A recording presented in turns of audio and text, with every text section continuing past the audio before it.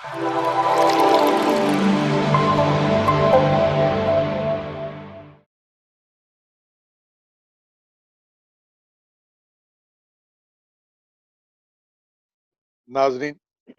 अंजीली media की जानिब से नईम वाइज का आप सबकी खिदमत में सलाम।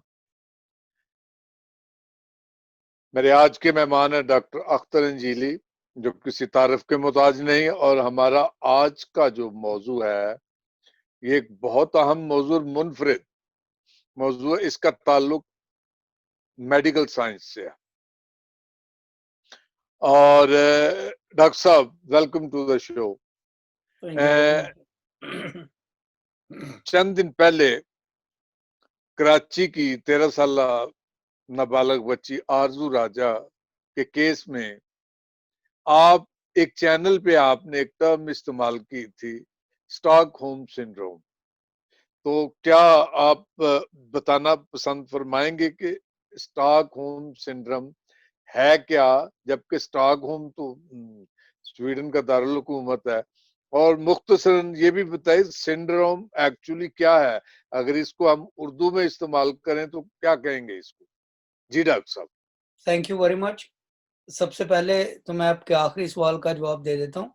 लफ्ज सिंड्रोम मेडिकल की दुनिया में बहुत इस्तेमाल होता है और इससे मुराद वो मर्ज या वो तशखीस, वो डायग्नोसिस होता है जिसको पहुंचने के लिए मुआलिज को उन अलामात को देखना पड़ता है जो हमेशा इकट्ठी नजर आती हैं। सिंड्रोम कोई भी खराबी हो सकती है, मर्ज हो सकता है, तशखीस हो सकती है। अंग्रेजी जुबान का लफ्ज डायग्नोसिस बड़ा खूबसूरत है। कोई भी डायग्नोसिस हो सकता है जिस तक पहुंचने के लिए डॉक्टर एक बात का सहारा नहीं लेता।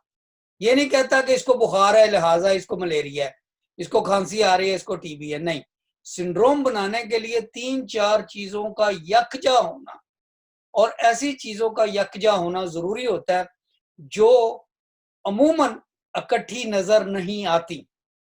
तो जब किसी मरीज में कुछ ऐसे पहलू नजर आने शुरू हो जाएं जो अमूमन अलग अलग नजर आते हैं, लेकिन इस मरीज में वो इकट्ठे नजर आ रहे हैं, अलामतें इकट्ठी नजर आ रही हैं, तो हम कहते हैं कि इसको सिंड्रोम है।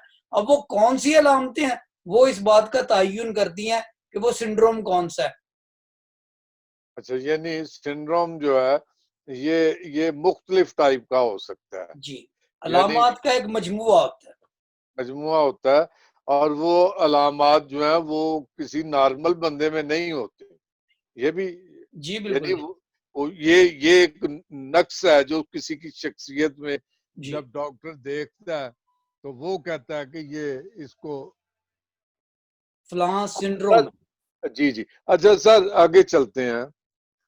तो ये स्टॉकहोम सिंड्रोम जो है ये क्या है?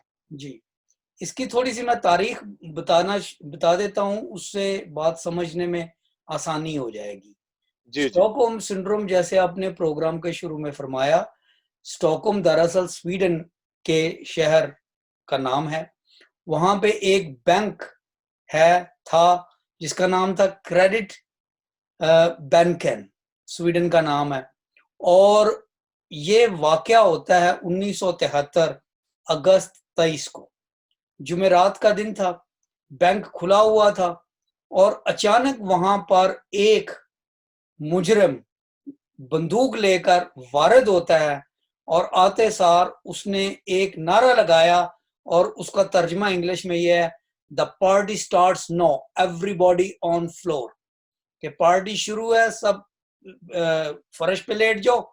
और उसने वहां पर जो 4 मुलाजम थे बैंक के, 3 खवातीन 1 आदमी, उनको उसने यरगमाल बना लिया और ये कहा कि जितनी बैंक की दौलत है वो मुझे दे दो वरना मैं इनको उड़ा दूंगा।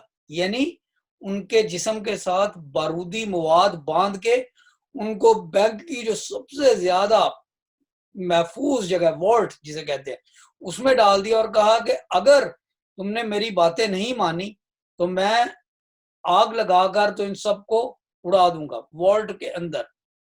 अब हुआ ये कि इतना जुल्म और तशद्दुद सहने के बाद, जब 6 दिन के बाद पुलिस ने इन लोगों को रहा करा लिया, तो बजाय इसके कि वो 4 लोग जिन्हें जबरदस्ती यरगमाल बनाया गया था वो पुलिस का शुक्रिया अदा करते, बजाय इसके कि वो पुलिस के साथ कोऑपरेट करते, ताउन करते कि आपने अपनी जान पे खेल के हमें बचाया है, वो दरअसल अपने यरगमाल बनाने वाले शख्स को, ठीक है, जिसका नाम जॉन एरिक ओल्सन था, तो वो मिस्टर ओल्सन की तरफ हो गया और कहने लगे नहीं नहीं नहीं, ये पुलिस वाले सब गलत है, ये बैंक वाले सब गलत है, ये सारे जर्नलिस्ट गलत है, हमारे घर वाले, और वो ओल्सन साहब ठीक है और उसके तरफ हो गए, हालांकि वो उनको यरगमाल बनाने वाला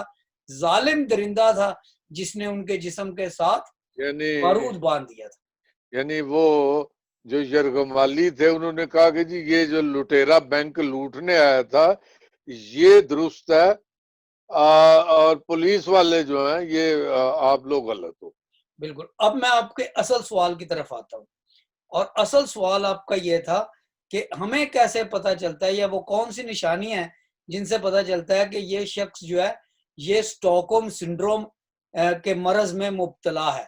तो उसके तीन तीन बुनियादी बातें हैं। देखें, आम शख्स जो है जिसका जहन सही है, जिसके होशो हवास सही हैं, वो ऐसे शख्स का साथ नहीं देगा, वो पुलिस का साथ देगा।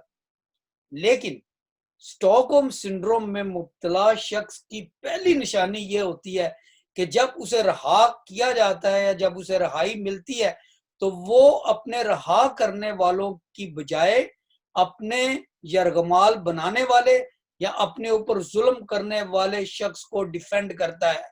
ये पहला नुक्ता है तशखीस का। यानी यानी यहाँ पे एक एक बात रह गई, उसको क्लियर करते जी चलें कि जो यरगमाली थे बैंक के, वो जब 6 दिन के बाद रिहा हुए तो वो स्टॉकहोम सिंड्रोम का शिकार हो चुके थे। और उसका उसका उसकी तशखीस कैसे हुई? सबसे पहले ये कि उन्होंने अपनी मोहब्बतें, अपनी वफादारियां, सब कुछ अपने यरगमाल बनाने वाले मिस्टर ओल्सन के साथ दिखा दी। यानी कि उन्होंने कहा कि ये बिल्कुल ठीक है।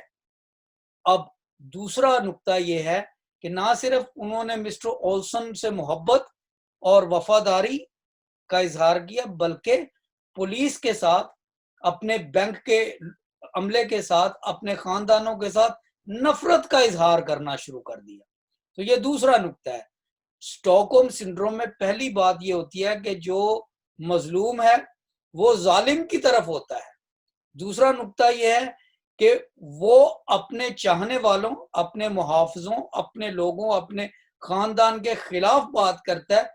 और तीसरा नुक्ता यह है कि वो शख्स दिल ही दिल में इस बात का कायल हो चुका होता है और इस बात की निशानदही कर रहा होता है कि जो अकीदा, जो फैसले, जो चुनाव, जो ख्यालात मेरे ऊपर जुल्म करने वाले शख्स के थे वो दरअसल सही हैं, बाकी सारी दुनिया गलत है। तो जब ये तीन चीजें जो है ये टिक की जाती हैं नफ्सियात के चार्ट पर, तो फिर माहिरीन नफ्सियात, मेडिकल डॉक्टर जो है इस नतीजे पर पहुंचते हैं कि ये शख्स अब उस उस मुकाम पर है कि ही इज और she is in a psychological disorder, जिसे हम स्टॉकहोम सिंड्रोम कहते हैं। यानी हम उनको उस शख्स को या उन अशखास को तो मरीजों की कैटेगरी में ला सकते हैं कि ये तंदुरुस्त लोग नहीं है, ये ज़हनी तौर पर किसी मर्ज का शिकार हो चुके हैं जिसको हम स्टॉकहोम सिंड्रोम कहते हैं। ला नहीं सकते, बल्कि मेडिकली जो शख्स स्टॉकहोम सिंड्रोम के ये तीनों नुक्ते पूरे करता है, तीनों शराइत पूरे करते हैं, दैट पर्सन इज साइकोलॉजिकली, साइकियाट्रिकली सिक। वो बीमार शख्स है, इलाज का हकदार है और उसका डायग्नोसिस हम ला नहीं सकते। अगर वो ये चीजें पूरी करता है तो इसका मतलब है दैट पर्सन इज, देखे ये ऐसे ही है, अगर किसी का ब्लड शुगर जो है वो एक खास लेवल से 2 गुना बढ़ा हुआ है तो हम ये नहीं कहेंगे कि हो सकता है वो नहीं, वो डायबिटिक है। अगर किसी का ब्लड प्रेशर जो है 160/100 है तो उसका ब्लड प्रेशर हाई है। अगर अच्छा। कोई शख्स इन तीनों नुक्तों पर पूरा उतरता है कि वो अपने ऊपर जुल्म करने वाले शख्स को या यरगमाल बनाने वाले शख्स का साथ देता है, वो अपने मुहाफ़िज़ों, अपने वालिदैन, अपनी कौम, अपने लोगों से नफरत का इजहार करता है और फिर ये भी जता देता है कि जो मेरा ऊपर मेरा जालिम है वो दरअसल हर लिहाज से सही है, बाकी सारी दुनिया गलत है, तो इसका जी। मतलब है वो शख्स उस तशखीस में है, that person is sick alright. Psychiatrically. और एक मिनट, अच्छा ये बेसिकली तो जब ये बैंक डकैती हुई तो फिर इस तशखीस को स्टॉकहोम सिंड्रोम का नाम दिया गया, यानी उससे पहले होगा किसी और टर्म में होगा। तो क्या इसके अलावा जब वो बैंक डकैती हुई, इसके अलावा भी मेडिकल हिस्ट्री में या नफ्सियाती हिस्ट्री में कोई ऐसे केसेस मौजूद हैं, ऐसी मिसालें मौजूद हैं कि कोई शख्स स्टॉकहोम सिंड्रोम का शिकार हुआ जी, हो? बिल्कुल ऐसी मिसालें बहुत मौजूद हैं, मेडिकल लिटरेचर भरा पड़ा है और ऑल स्टॉकहोम राइट। सिंड्रोम जो है ऑल राइट। ये यानी एक। तो अदालतें इसको तस्लीम करती हैं? हाँ जी, देखिए यूरोप की जहाँ तक बात है, तो यूरोप में और अमेरिका में एक टर्म है, एक डायग्नोसिस है, जिसको हम कहते हैं पोस्ट ट्रॉमेटिक स्ट्रेस डिसऑर्डर। जो पोस्ट ट्रॉमेटिक स्ट्रेस डिसऑर्डर है उसे हम पीटीएसडी शॉर्ट करके कहते हैं।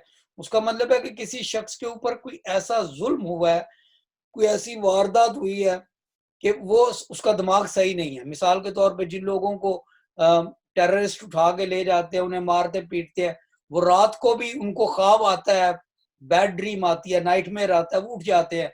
तो ऐसे लोगों को हम कहते हैं कि ये मेंटली डिस्टर्ब्ड है, इसलिए इनकी गवाही हम जो है वो अदालत में देते वक़्त बड़ा एहतियात इस्तेमाल करते हैं और अक्सर नहीं गवाही देते क्योंकि अच्छा, वो चलें डायग्नोसिस में होते हैं। हम अपने मौजू की तरफ आते हैं। जी।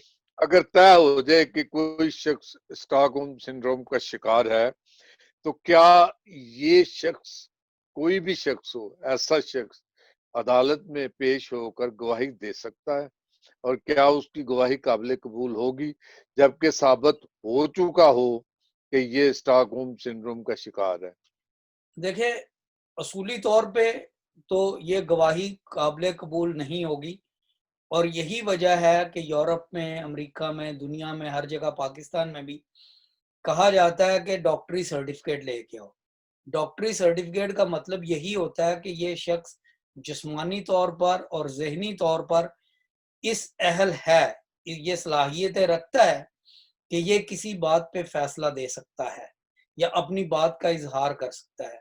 जो शख्स स्टॉकहोम सिंड्रोम में से गुजर रहा है, उसको अदालत में उसकी गवाही इसलिए काबिल कबूल नहीं क्योंकि इस शख्स को दरअसल इलाज की ज़रूरत है और जब उसको इलाज करवाया जाएगा, वो अपने होश उसके ठिकाने आएँगे, तो फिर वो जो बात कहेगा, वो बात दरअसल अदालत में पेश की जानी चाहिए। और आरज़ू राजा के केस में हमने देखा है कि अखबारों ने और टेलीविज़न चैनल्स ने शोर मचा दिया कि जी लड़की खुद कह रही है।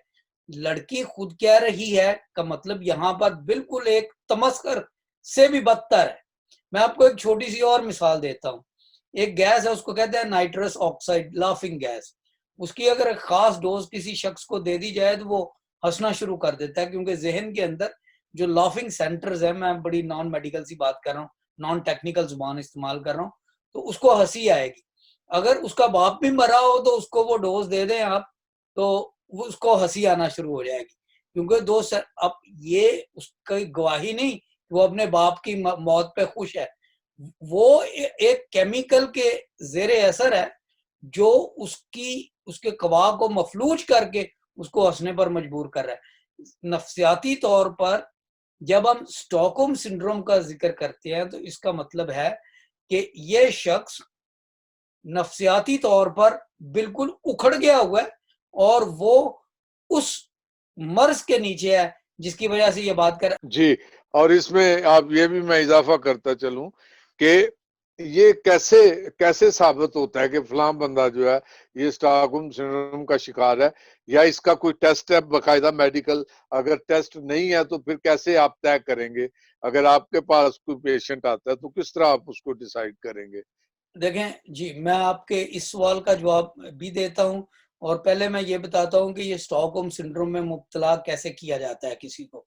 पहली बात ये है कि जब किसी को यरगमाल बना लिया जाता है या किसी को अपनी कैद में कर लिया जाता है, तो पहली स्टेज में उसे डराया धमकाया जाता है, उसे कत्ल करने की धमकी दी जाती है।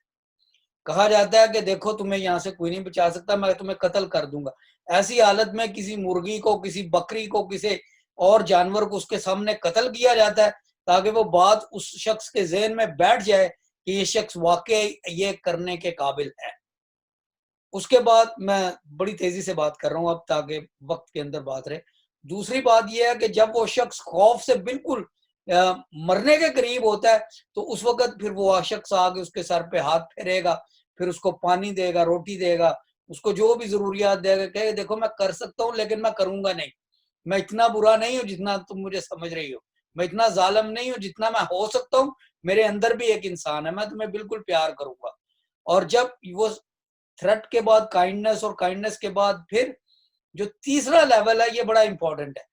इस लेवल में यरगमाल बनाने वाला शख्स या जुल्म करने वाला शख्स अपने उस शख्स को, जिसको उसने यरगमाल बनाया होता है, मजलूम को, ये कहता है देखो मैं तुम्हें बचा सकता हूँ लेकिन तुम्हारे माँ बाप नहीं बचा सकते, तुम्हारी कौम कहाँ गई, वो नहीं बचा सकती, तुम्हारी दुआएं कहाँ गई, तुम्हारे गिरजे कहाँ गए, मसाजिद का, वगैरह वगैरह। और इस तरीके से उसका जो वर्ल्ड व्यू है वो इंटेंसली चेंज कर दिया जाता है। और उसके बाद उसको ये बताया जाता है चौथी स्टेज में कि अब तुम्हें इस चुंगल से कोई नहीं निकाल सकता। और जब उस जबरदस्त। शख्स को अपने यरगमाल बनाने वाले से थोड़ा सा प्यार हो जाता है, तो वो कहता है अगर तुम्हें निकाल भी लिया तो मैं तुम्हें और अपने आप दोनों को कत्ल कर दूंगा। जैसे स्टॉकहोम के बैंक में उसने कहा कि देखो अगर उन्होंने निकाल भी लिया तो ये बारूद में तुम हो, बारूद में मैं हूं, हम सब इकट्ठे जाएंगे। ऐसी सूरत में एक बॉन्ड पैदा हो जाती है यरगमाल बनाने वाले में और यरगमाल बने हुए शख्स में। उनका मरना जीना इकट्ठा होता है, जो और वो उस ट्रांस में फिर वो बाहर आते हैं, स्टॉकहोम सिंड्रोम। आपने अच्छा, फरमाया जी जी, आखिरी सवाल सर। जी। आपने बहुत अच्छा इसको वाज़ेह मुख्तसर वक़्त में गोया आपने दरिया को कूज़े में बंद किया। अब मेरा आखिरी सवाल है, इसको हम मुख्तसर से टाइम में ख़त्म करेंगे। आरज़ू राजा जो मसीही बच्ची है, जी, उसका केस अदालत में है, हाई कोर्ट में चल रहा है। हम केस के बारे में कोई बात नहीं करेंगे। ये जनरल बातें हैं मेडिकल। क्योंकि क्योंकि केस अदालत में, अदालत जो फैसला करेगी वो ज़ाहिर है मंजूर होगा, कबूल होगा सबको। अच्छा, अब मैं ये कहता हूँ कि जैसे आरज़ू राजा है, तो ए, ये कौन, किस तरह ये वाज़िया होगा कि वो बच्ची जो है वो स्टॉकहोम सिंड्रोम का शिकार है, और वो जो स्टेटमेंट दे रही है अदालत में या देगी, वो किस तरह वैलिड या नॉन वैलिड है? ये क्या, कौन कहेगा इसको, या कैसे ये तय होगा? देखें जैसे आपने फरमाया कि हम आरजू राजा की बात नहीं करते क्योंकि वो केस जो है सब जुडिस है। लेकिन आम हालात में अ, कोई शख्स माइनर है और वो इस सिचुएशन में फंस जाता है और वो फौरन कहता है जी कि मेरी उम्र 18 साल है, 20 साल है, 25 साल है, तो वो झूठ बोल रहा है। हालांकि उसके उससे पहले वो अपने मजहब का भी ऐलान कर रही है। तो ये सारी चीजें जो है ये उस बात को की तस्दीक करती हैं कि कोई शख्स जो है वो इस केस में या इस तशखीस में मौजूद है। यानी कि वो अपने उस शख्स के साथ जो उसके ऊपर जुल्म करता है, जिसने उसको झूठ बोलने की तरगीब दी है कि तुम कहो मैं 18 साल की हूँ, मैं 20 साल की हूँ, या वो उससे प्यार कर रही, वो अपने माँ बाप से नफरत कर रही है, वो अपने अपने अकीदे को छोड़कर उसके अकीदे। अब जो तीन चीजें जो मैंने डायग्नोस्टिक क्राइटेरिया आपको बताया है, वो मैं तो खैर उसका साइकाइट्रिस्ट नहीं हूँ, मैं इंग्लैंड में हूँ। लेकिन आप किसी भी साइकाइट्रिस्ट से कहें कि देखें ये इसकी डायग्नोस्टिक क्राइटेरिया है, आप पता कर लें और अगर ये इस पे फिट आती है तो इसका मतलब है कि वो शख्स, वो लड़का, वो लड़की, वो आदमी, वो औरत जो है वो स्टॉकहोम सिंड्रोम में, कोई भी हो, कोई भी हो। हम और पर्टिकुलर सिर्फ एक शख्स की बात नहीं कर रही जी है, एक केस की, जी, कोई भी इसकी जगह और हो। फिर इंसाफ इस बात का तकाजा करता है कि उसका इलाज करवाया जाए। स्टॉकहोम सिंड्रोम के जो लोग थे उनका ये मतलब नहीं था कि अब उसको उनको उनके हवाले कर दो। स्वीडन यानी ने जी साइकाइट्रिस्ट जमा किए उनका इलाज करने के लिए।